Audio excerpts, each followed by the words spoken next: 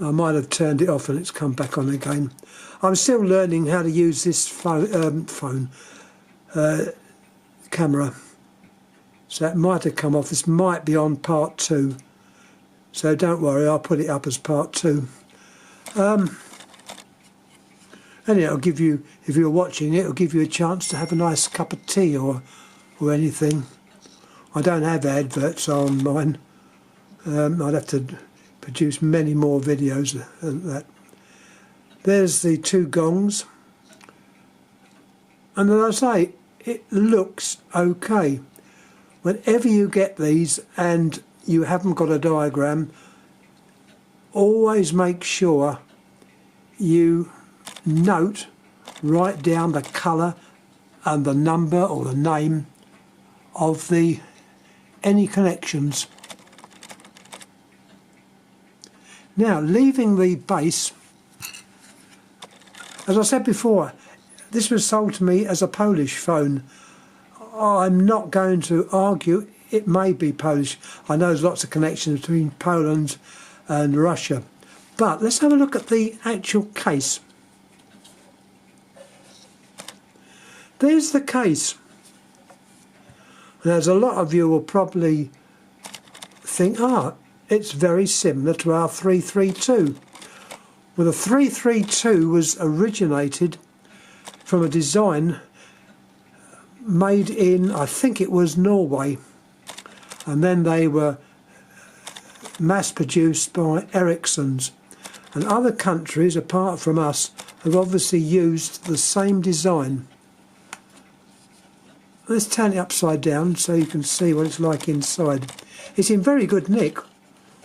As I said before, there's no breakage, nothing at all. The dial obviously will have to be taken out and perhaps cleaned. It's working as far as I know. I haven't checked it out to see that it's actually pulsing out. It's got 3 wires connected to it, and they've somewhere along the line they've been reconnected to perhaps the cable going to the old dial. So I shall neaten that up a bit. Hopefully I can use the same dial. It looks, funny enough, it looks a very similar dial to, well, I say similar fixings as that other dial for the Russian phone, which makes me think it could well be Russian. Once again, it's pretty good inside. There's no damage whatsoever. I'm very pleased to get this because I've never seen this particular model. There was, and you that have seen it on eBay, there was some markings on the back.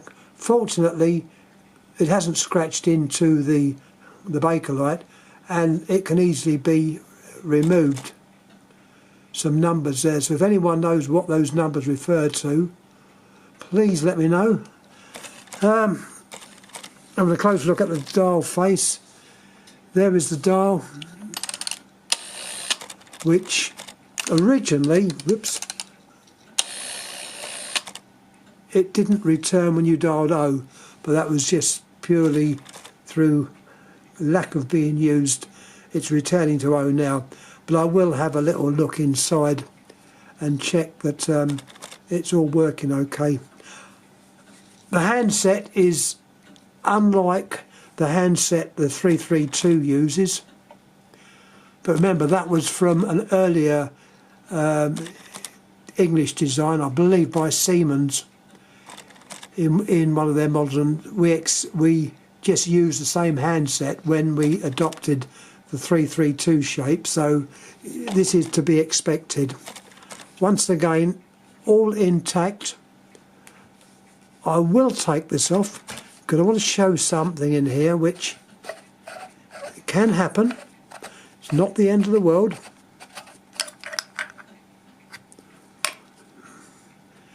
There's the actual capsule or microphone.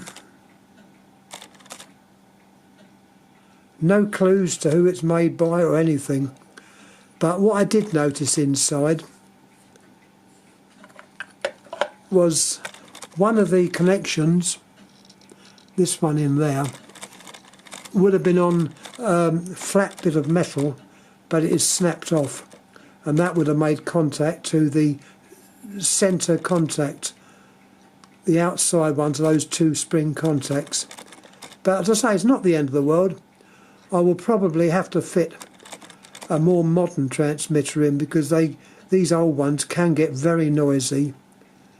So if I can get a modernish one in there, I will, and that can be connected up, and rather than use that clip, use the terminal there and the other terminal there to connect it up. So it's not a problem. It's just something that happens. And as I say, that's all that's wrong with this phone. I'm quite pleased. Anyhow, getting back to what this may be made by. When I picked this up off of eBay, and I'm very, very grateful, it was beautifully packed. In fact, it took me a long time to unpack it. It was in yards of packing paper and that, and it was well packed. You could almost use it as a football without any damage coming. I wouldn't advise it, but say you could do it. It was well done.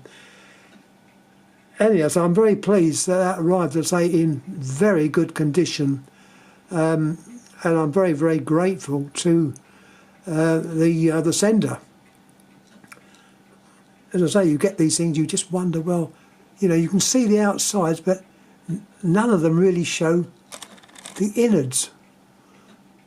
And the innards here is perfect. All right, there was a couple of what they call it, where it stands on, little feet had gone. Well, that's not a problem. I can pick feet up that'll either screw on there or be glued to the base. Unfortunately, you can't get it exactly the same, but you can do the best you can, and by using all the original components, that is nothing but the best. Now also, as I said before, I mentioned the capacitor. That is a thing that can go wrong. But the space there is big enough to, if you need to, install a new one. Either just tack it in with a little bit of super glue. All right, it's not original, but it makes all the difference between the phone working successfully and it not working. The same comments, obviously, for the transmitter. Now, there's the number there. This one shows the number as a little number window, and that's all intact as well. Often you see these with just two little holes where it's come away, but this is intact with the number. Now, what I was interested in, who has made this phone? I had the name from the seller of Tonsil Black, Poland. Well, I can't see that name anywhere on there. I've never come across that name. If anyone else has come across that name with phones, I'll be very, very interested. Tonsil Black, Poland. My view is that this phone's actually Russian, but I'm obviously not 100%. Now, it could even be Czechoslovakian. On there is a little trademark, if I can bring it up, because that's so important. CZPE.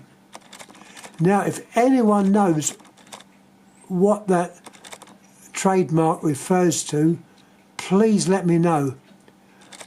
That is, as far as I'm concerned, the only clue to the identity of this phone.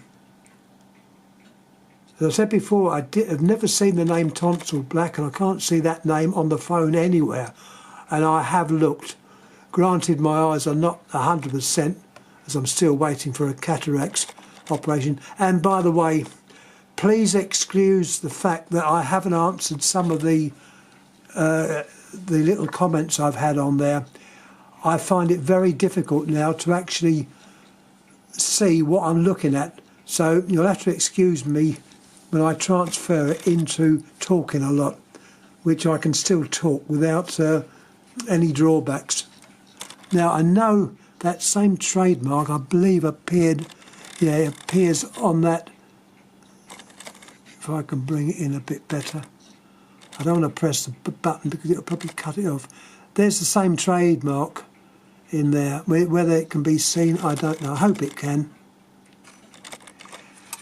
Anyhow, once again, thanks for looking.